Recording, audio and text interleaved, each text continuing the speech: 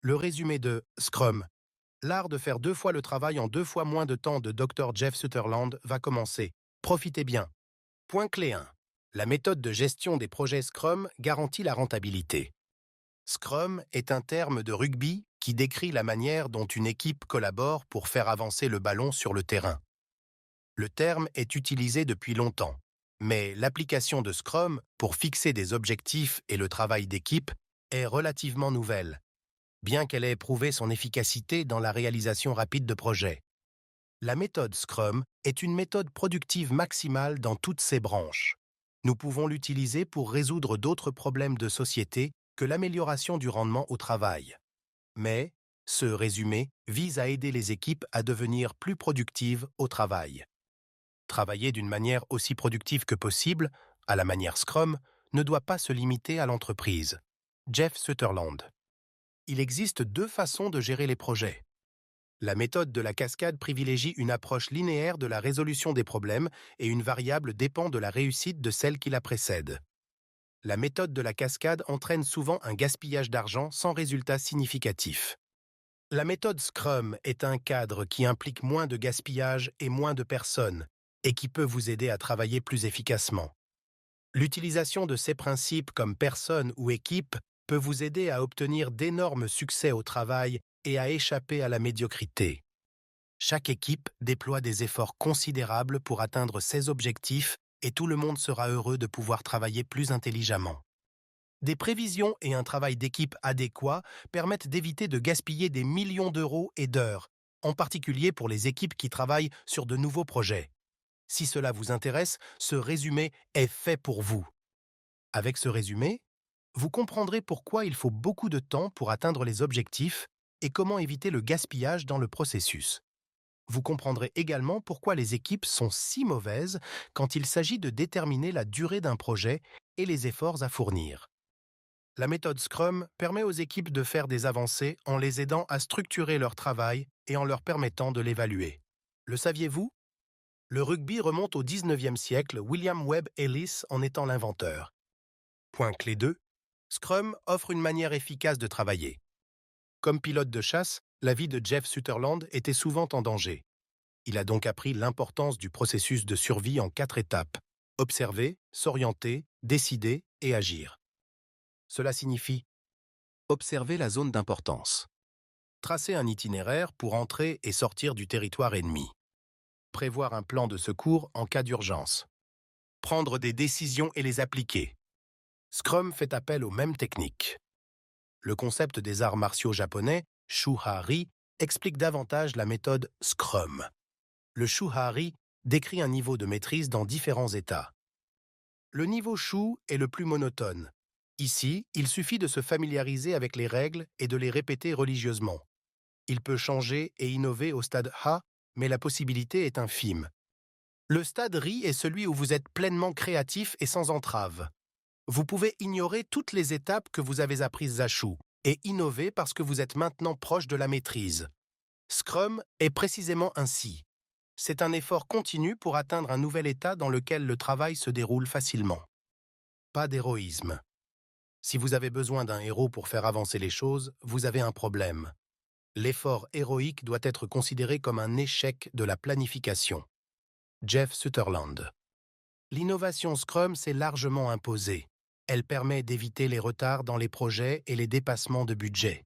La méthode de la cascade, qui était auparavant la méthode de travail la plus populaire, est aujourd'hui moins répandue. Scrum dit: il y a différentes manières de faire les choses.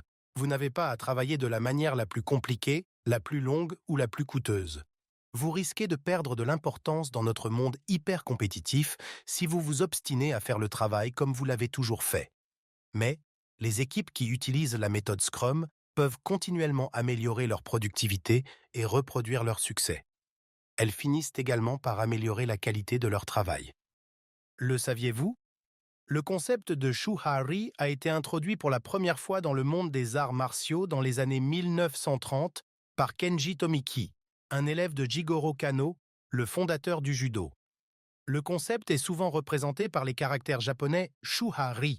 Cependant, il peut aussi être représenté par d'autres combinaisons de caractères, tels que Kushuren ou Shushinko. Point clé 3. Le travail d'équipe est un travail intelligent.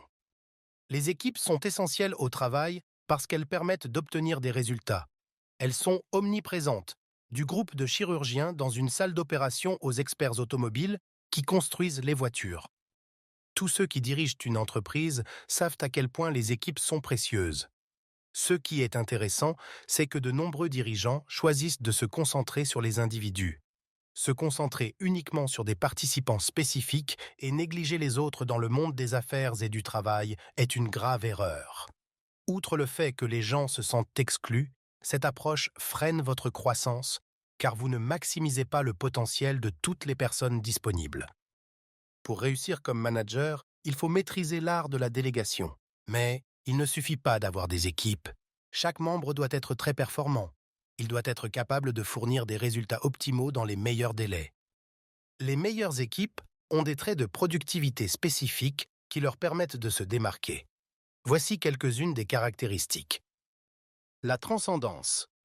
Leur objectif fort leur permet de sortir de l'ordinaire pour entrer dans l'extraordinaire. Cultiver l'excellence, c'est notamment avoir une mission qui dépasse le cadre d'un seul individu, quelque chose de grand et de motivant qui ne nécessite qu'un travail d'équipe. L'autonomie. L'autonomie signifie que les équipes peuvent s'organiser et se gérer elles-mêmes. Cela signifie aussi qu'elles ont le pouvoir de prendre des décisions cruciales sans nécessairement attendre la permission de leurs supérieurs. La transversalité. La transversalité indique que les équipes sont autonomes. Elles possèdent toutes les compétences nécessaires pour réussir un projet. Leurs compétences en matière de planification, de vente et de production se renforcent mutuellement. Les équipes composées d'un grand nombre de personnes déploient souvent plus d'efforts que celles qui en comptent moins. L'ingénieur logiciel américain Fred Brooks affirme que les petites équipes atteignent leurs objectifs 5 fois plus vite que les équipes surchargées. Le principe sous-jacent est que le cerveau humain est limité et qu'il ne peut donc communiquer efficacement qu'avec un petit nombre de personnes. Il est donc préférable que votre équipe soit aussi restreinte que possible. Selon Jeff Sutherland, le nombre magique est une équipe de 7 personnes. Cela peut fonctionner si vous avez plus ou moins 2 personnes, mais au-delà de 9 personnes, l'équipe sera ralentie. Sutherland a également observé que certaines équipes de 3 personnes fonctionnent bien, mais qu'elles peuvent avoir des problèmes d'accélération sur des projets urgents. Le saviez-vous ?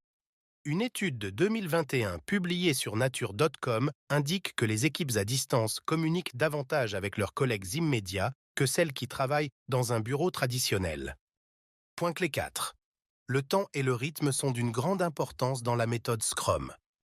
Le temps est un élément important de l'activité humaine. Il influe sur tout ce que nous faisons, du travail au plaisir.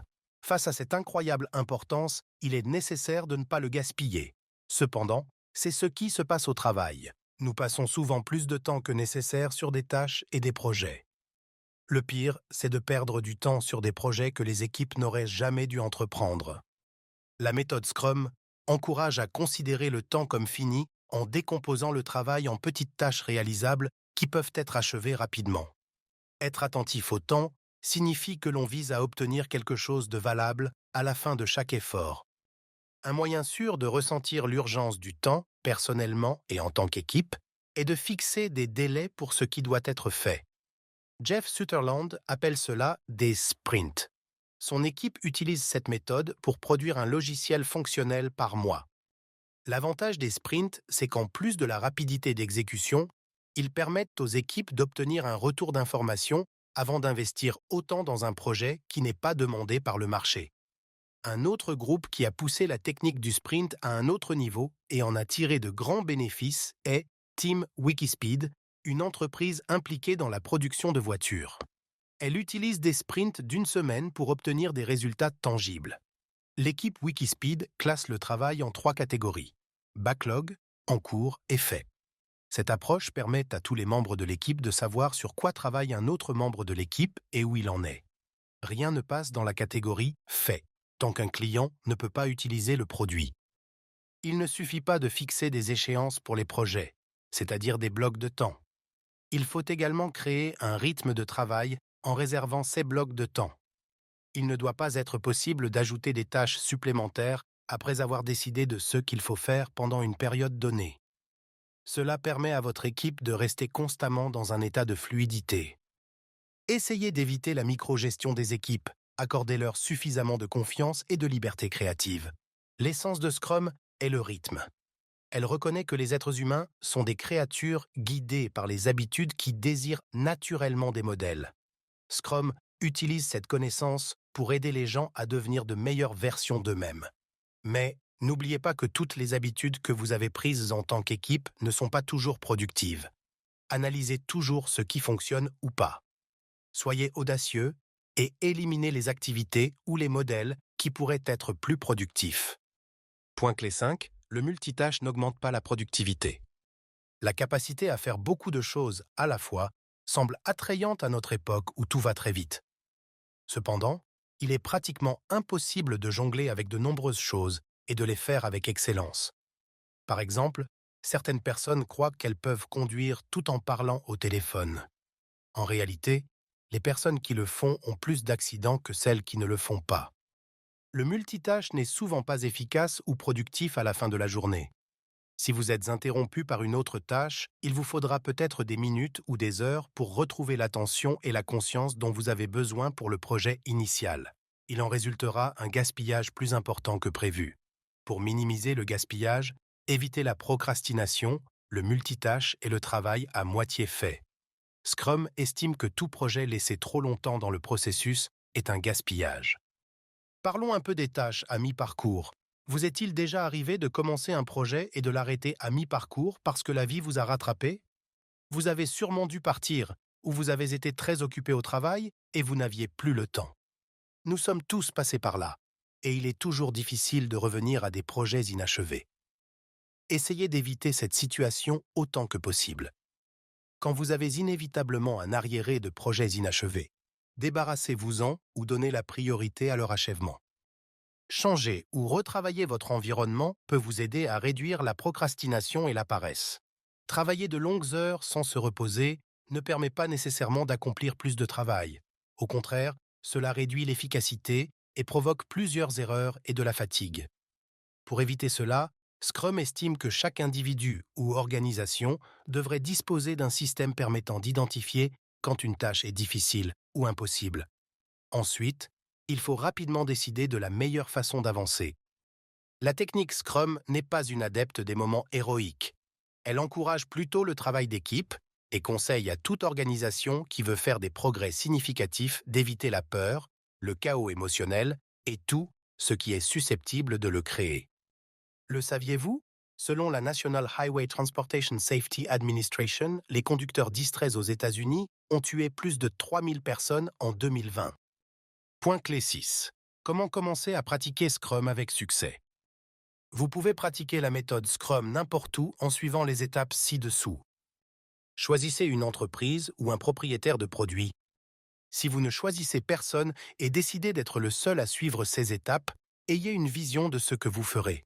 Si vous vous associez à un chef d'entreprise, assurez-vous qu'il connaît les risques, les impossibilités et les récompenses qui en découlent. Choisissez une équipe. Votre équipe désigne les personnes qui feront le travail. Elle doit être petite et soudée, composée uniquement de personnes ayant les compétences nécessaires pour faire de la vision de l'équipe une réalité. Choisissez un Scrum Master. Un Scrum Master est une personne qui comprend la méthode Scrum. Cette personne est chargée de veiller à ce que l'équipe reste productive en appliquant les techniques Scrum. Créer et hiérarchiser un cadre de produit. Celui-ci clarifie les opportunités manquées par l'équipe, ce qu'elle peut faire et son potentiel complet.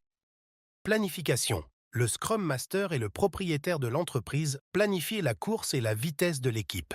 Ils doivent se mettre d'accord sur un objectif spécifique et décider de la manière de l'atteindre. Vous augmentez vos chances de réussite en tant qu'équipe si vous pouvez fixer des objectifs intelligents et travailler en collaboration pour les atteindre. Partagez les progrès.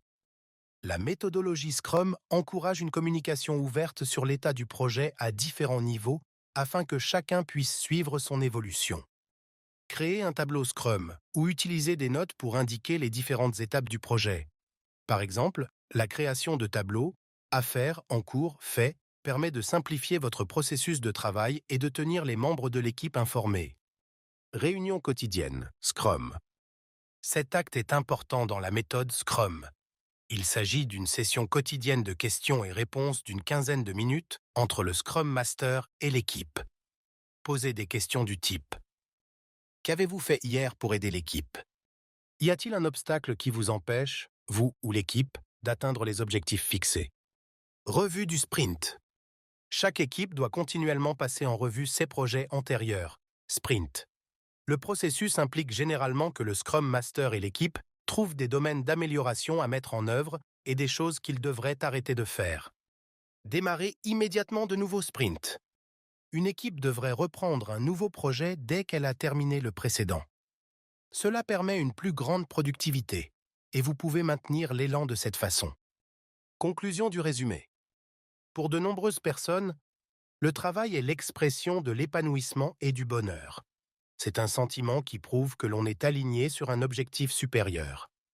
Le fait que vous ayez atteint ce stade signifie que vous faites partie de ceux qui accordent de l'importance à un travail qui a du sens. Nous espérons que ce résumé vous a permis d'acquérir des connaissances de qualité. Reprenons les idées principales afin qu'elles restent fraîches quand vous partirez. D'abord, la méthode Scrum propose que le changement, la découverte et les nouvelles idées ne fonctionnent que s'il y a un plan solide. Il est donc conseillé d'écrire 16 objectifs et d'avoir un plan détaillé pour les atteindre.